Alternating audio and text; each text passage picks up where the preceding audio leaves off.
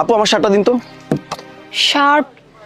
ওহো ভাইয়া, আমার না একদম খেয়াল ছিল না, আমি শার্টটা আয়রন করতে পারি নাই। আশ্চর্য, কালকে দেওয়ার সময় তো আমি বারবার বললাম যে সকালবেলা ইন্টারভিউ শার্টটা পরে যাবে, আপনি এখনো শার্টটা রেডি করেননি। আমি কি এখন ইন্টারভিউতে গেঞ্জি পরে যাবো? ভাইয়া আপনি আমারে একটু সময় দেন, আমি শার্টটা আয়রন করে দিতেছি, আমার অনেক ভুল হয়ে গেছে।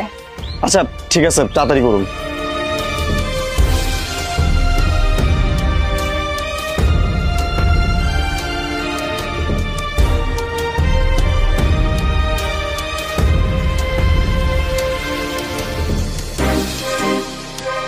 স্যার এই যে আপনার শার্ট। আচ্ছা বিলটা লিখে রাখুন, সন্ধ্যা দিয়ে যাবো। এত বড় ভুল কেমনে হইলো? এখন যদি স্যারের ইন্টারভিউ দিতে দেরি হয়ে যায়, পরে তো চাকরিটা হইব না। কি যে করি না আমি। আপু এই কাপড়গুলো রেডি করবেন কালকের মধ্যে, তাড়াহুড়ো নেই, দিলেই হবে। না ভাইয়া সমস্যা নাই, আমি সন্ধ্যার মধ্যেই রেডি করে রাখবো, আপনি নিয়ে যান। আচ্ছা ঠিক আছে, আমি আসি তাহলে। ভাইয়া আপনার ইন্টারভিউটা কেমন হয়েছে, মানে দিতে পারছিলেন? ইন্টারভিউ আবার কেমন হবে, আপনি তো লেট করে দিলেন।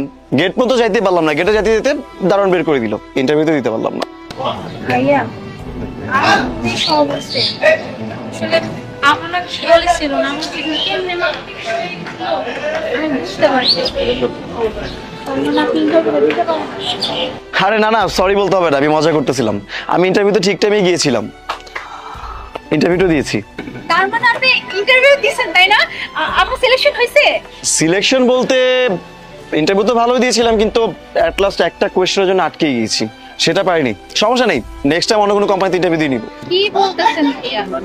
এমন কি কোশ্চেন করতে যেটার উত্তর আপনি দিতে পারেন না? আপনি আমারে প্রশ্নটা বলেন তো দেখি আমি বলতে পারি কিনা। আরে আশ্চর্য, আপনাকে বলে কি লাভ বলুন তো, যেখানে এতগুলো প্রার্থী পাঠে নাই আপনি কিভাবে পারবেন? আরে বাদ দিন না, বললাম তো অন্য কোনো কোম্পানিতে আমি অ্যাপ্লাই করে ইন্টারভিউ দিয়ে নিব।